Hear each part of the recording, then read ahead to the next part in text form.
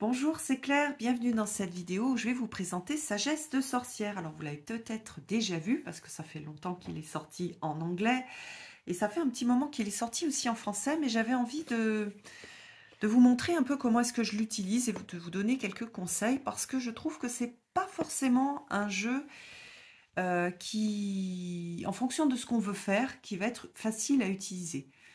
Ou plutôt, c'est un jeu qui va être facile à utiliser avec juste une carte pour une inspiration ou pour avoir un accompagnement d'une sorcière, en fait, d'une femme sage, mais qui va être plus compliqué, je trouve, pour faire de la divination.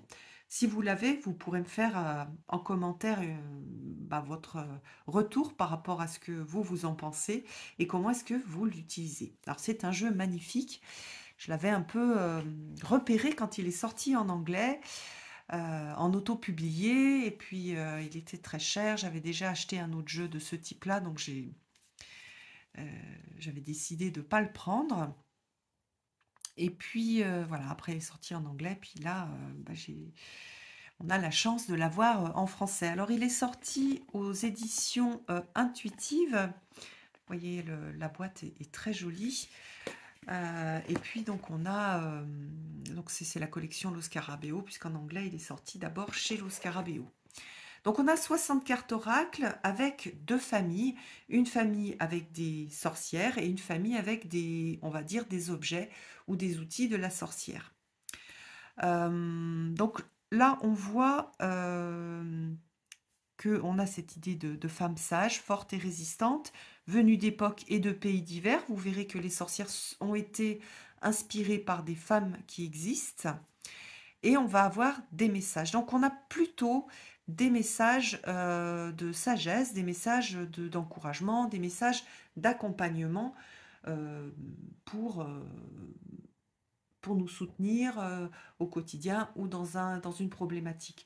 On est moins sur la divination. C'est plus compliqué en fait de faire vraiment, enfin de la divination. Tout est divination puisque on va avoir un message de sagesse qui est issu de ce tirage de cartes. Mais moins qu'est-ce qui se passe demain, est-ce que ça va réussir, etc. On va plutôt l'avoir comme outil, un peu comme une grand-mère qu'on irait voir pour avoir des conseils, ou une amie qui a de l'expérience, qui a vécu beaucoup, qui a travaillé sur elle, qui a une vision un peu plus large des choses, de la réalité, qui va vous donner un conseil, qui va vous prendre par la main, qui va vous conseiller, qui va vous rassurer, voilà, qui va vous laisser pleurer sur son épaule. On a plus cette énergie-là, et moi, c'est ça qui me plaît beaucoup dans ce jeu-là. Alors, donc on a un livre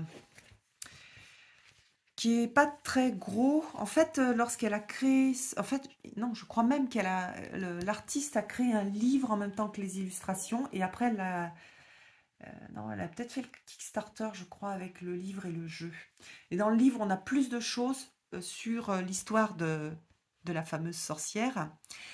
Donc c'est vrai que ça aurait été bien d'avoir le gros livre, mais en même temps, je sais que par exemple dans le Weaver's Oracle, il y a des personnes, donc même des anglophones, qui le trouvent trop compliqué parce que il y a une histoire qui est trop importante, qui est trop longue à lire. Moi j'aime beaucoup, et celui-là, il a l'avantage aussi d'être synthétique et puis en français. Donc pour moi, il a un peu cette énergie du Weaver's Oracle avec moins de profondeur dans le travail que j'ai pu faire avec, parce que les histoires sont plus courtes, elles sont plus simples, et dans le Weaver's Oracle, on va voir aussi un aspect plus sombre. Là, elles sont plus lumineuses, ces sorcières. Alors, donc on a 30 voix, ce sont les cartes avec des sorcières, et 30 murmures avec des symboles. Alors, la signification des cartes voix, vous voyez qu'on a quand même des mots-clés, en plus du texte de présentation, on a une reproduction de la carte. Donc par exemple, celle-ci, elle va vous apporter de la compréhension, de l'attention, de la concentration, de l'immersion. On a un petit texte très sympa, par exemple ici, donc une sorte de petite histoire. Elle se concentre sur le silence de la vallée jusqu'à entendre des chuchotements qui s'y fondent. Le craquement du vieillard dit son âge. Le furetage du sanglier, pardon, sa faim. La lente respiration du buffle, sa placidité. L'oreille représente notre capacité non pas seulement à entendre, mais à écouter. L'observation attentive et volontaire permet une compréhension profonde et plus aboutie du monde et de ceux qui nous entourent. De même, le courage d'écouter nos voix intérieures éclaire l'origine de nos émotions et de nos actes. C'est oui, ça peut même être une base. Si vous faites du shadow work, que vous avez envie de faire du travail d'écriture, vous pouvez travailler à partir, par exemple, de celle-ci, de cette sorcière. Euh, alors, les traductions étaient difficiles à faire. Donc là, la traduction, c'est l'oreille. Mais en fait, en anglais, j'ai regardé, ça correspond à celle qui écoute, celle qui est capable d'écouter. Donc c'est vrai que nous, on peut dire, c'est une oreille en fait, donc elle écoute. Donc c'est pas juste l'oreille, le pavillon. Donc à propos de la sorcière, donc on voit ici que c'était une guérisseuse du 5e siècle qui était installée au nord de la rivière Narmada. Alors je ne sais, est-ce que c'est noté ou est-ce que c'est Bone Weaver. Elle vivait dans ce qu'on nomme aujourd'hui les abris sous roches de Bimbetka, qui sont ornées de peintures rupestres parmi les plus anciennes de l'humanité. Dommage de ne pas avoir mis le pays. Donc voilà, alors on va avoir ça pour toutes les sorcières. Bon, on peut le rajouter, le pays, ça permet de faire une petite recherche. J'aime bien moi aussi faire des recherches sur mes cartes, permet de se relier un peu plus à ces personnages. On va les regarder ensuite, hein, mais je vous montre les cartes murmures. Dans les cartes murmures, on va avoir par exemple ici le familier qui va apporter de l'aide, un lien, un conseil. Et puis voilà, on a un petit texte. Donc là, c'est resitue qu'est-ce que c'est qu'un familier.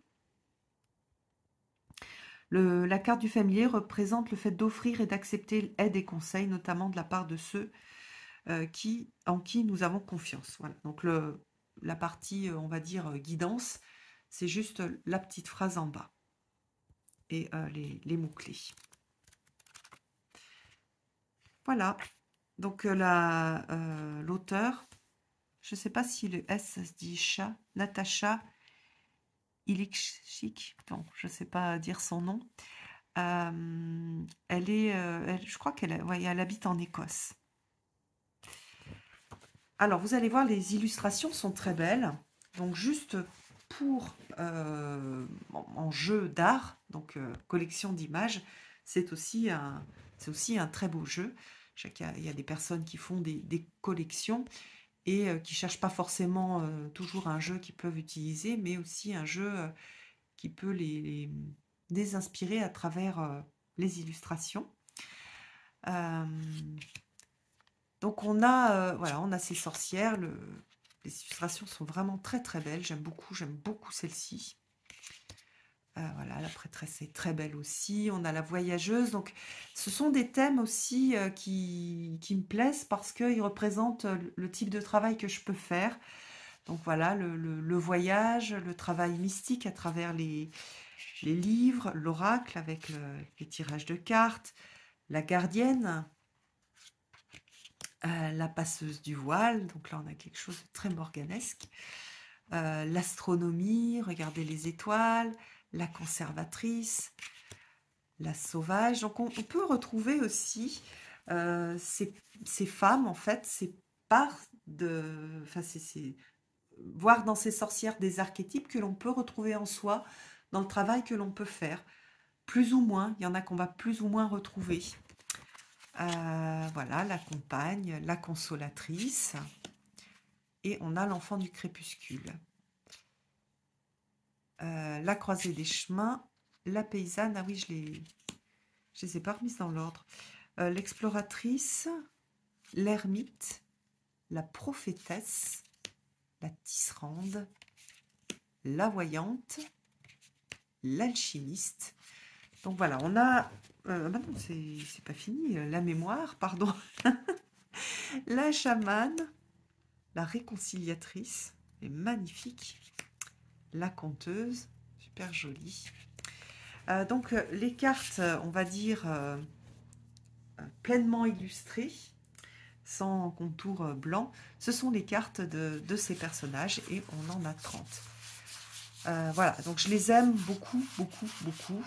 Et on peut même se sortir une carte lorsqu'on n'est pas bien et qu'on a besoin, par exemple, de l'énergie d'une des sorcières. On peut avoir envie de retrouver un peu une âme d'enfant intérieur. L'enfant intérieur a besoin qu'on s'occupe de lui. Qu'on lui raconte une histoire, on va avoir cette conteuse. On peut la sortir, la mettre près de soi et faire de la magie avec en imaginant qu'elle est...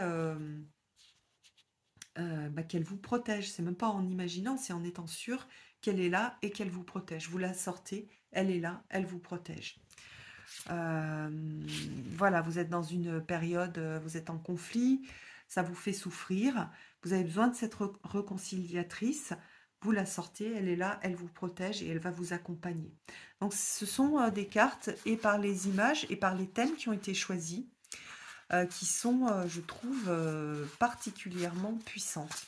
Et puis vous pouvez aller voir après dans le petit livre, la petite partie de texte qui accompagne la carte. Alors ensuite, on va avoir plutôt des symboles. Donc ici, on a la montagne, l'abeille, l'orage, l'offrande, la pierre levée. Alors il y a des symboles qui sont très simples à comprendre. On va pas forcément avoir besoin d'aller regarder dans le livre parce que tout de suite, ça va, par exemple, si on a cette idée d'offrande, ça va nous ouvrir à plein d'autres mots, la générosité, etc. Donc, on va peut-être tout de suite avoir la réponse à notre question ou comment dire, la précision sur ce que la sorcière a à nous dire. La pierre levée, c'est peut-être un peu plus complexe, donc on va aller voir les mots-clés et ce qui est écrit dans le guide. La fonte de neige, la quenouille, la faucille, le bâton, la jeune pousse. Elle est magnifique cette carte. Les illustrations sont très très très très belles. Les dents, la lune, l'automne, le chaudron, le serment, le miroir, la coquille, la grenade, les racines, la couronne, la ronce, les ruines, le lièvre, le bouc, le repos. Oh. Ah, moi, j'ai exactement ça chez moi. Sauf que j'ai un peu plus de lierre, mais oui, j'ai un tronc coupé comme ça. C'est la tempérance, la forme d'abondance, la lumière et l'élagage. Alors, on peut se faire un tirage, hop, où on va voir quelle est la sorcière qui nous accompagne, donc qui t'accompagne toi, qui va m'accompagner moi en fonction de celle que je vais choisir. Donc vous voyez que moi je n'ai pas mélangé les deux jeux. Pour moi ce sont deux oracles que je vais utiliser en combinaison, mais je ne vais pas mélanger toutes les cartes. Je garde en fait une carte de guide et après pour préciser, je vais peut-être juste prendre une carte d'outil ou 3. Vous savez que j'aime bien fonctionner avec des 3 ou des multiples de 3. Voilà. Mais pour l'instant, j'ai pas mal travaillé juste avec une carte d'accompagnement, un peu comme je fais avec le Weaver's Oracle, qui est un des oracles que j'utilise le plus pour faire du travail personnel. Alors, hop.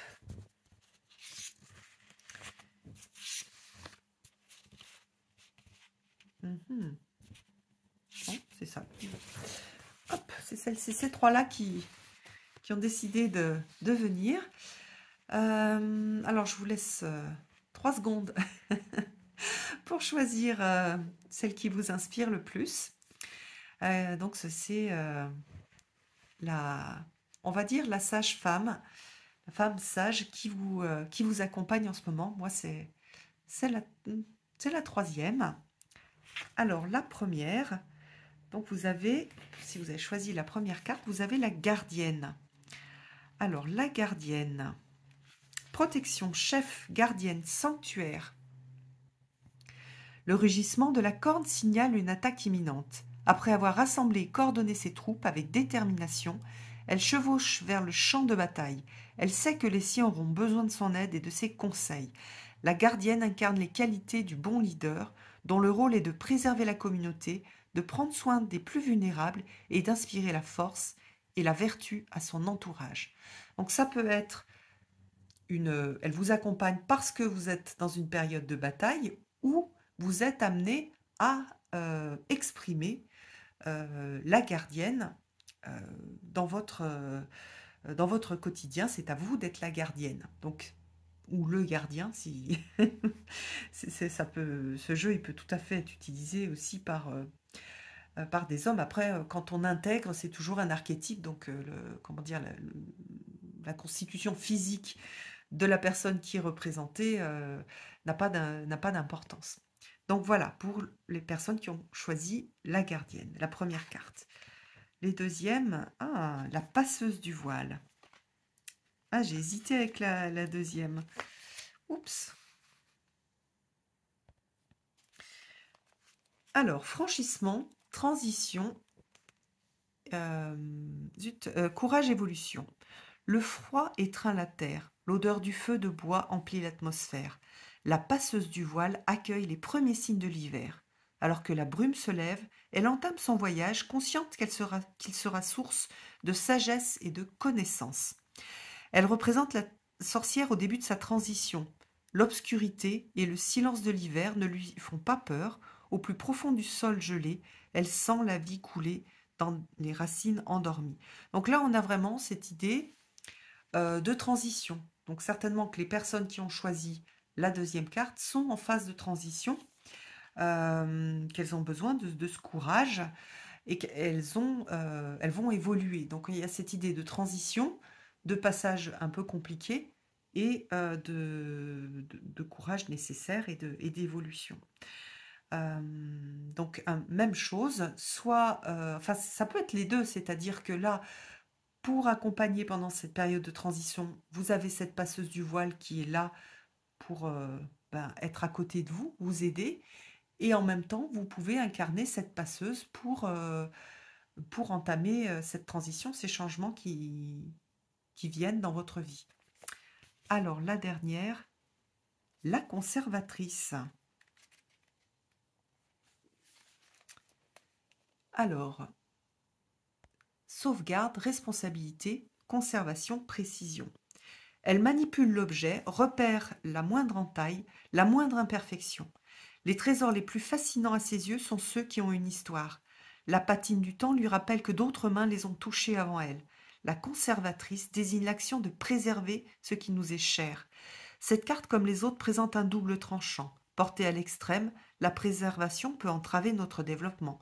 Toutefois, protéger ce à quoi nous tenons nous rappelle pourquoi et comment nous sommes devenus ce que nous sommes.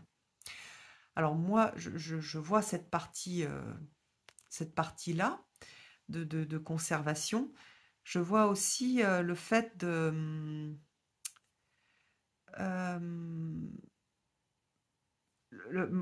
comment dire, l'histoire, le fait que les objets ont une histoire, pour moi, c'est super important et j'aime beaucoup acheter des choses d'occasion. Par exemple, les jeux d'occasion, j'aime bien parce qu'ils ont déjà vécu, ils ont déjà raconté une histoire à quelqu'un d'autre et je leur trouve une énergie plus mature. Donc voilà. Alors il y a l'idée de conserver, d'être trop conservateur. En fait, ça ressemble pas mal au cadre de denier, c'est-à-dire prendre soin des choses qui sont importantes pour soi et en même temps savoir ne pas être bloqué dans un musée, dans la poussière et être capable de repartir, par exemple comme ici, avec la passeuse du voile. Donc là, celle-ci, contrairement aux autres, elle pose plus une question. Est-ce que je prends soin des choses qui me sont chères ou est-ce que je me suis enfermée dans dans l'idée de préserver, de conserver ce qui est. Donc il y a ce double message et en fonction de notre moment de vie, de ce qui se passe, en tout cas en fonction de qui vous êtes, vous allez pouvoir, avoir l'un ou l'autre message. Donc voilà, j'espère que ça vous a plu, que ça vous a un petit peu inspiré. Donc vous avez compris, c'est un jeu que j'aime beaucoup et qui est plus simple que le Weaver's Oracle et qui présente aussi on va dire des archétypes un peu différents. Dans le Weaver's Oracle, il n'y a pas d'archétype. Enfin, je ne vais pas travailler avec les archétypes, elles sont vraiment très présentes, les tisseuses. Ici, je peux me voir dans les cartes. Donc, je trouve ça très, très intéressant. Voilà, j'espère que ça vous a plu. Je vous embrasse tous. À bientôt.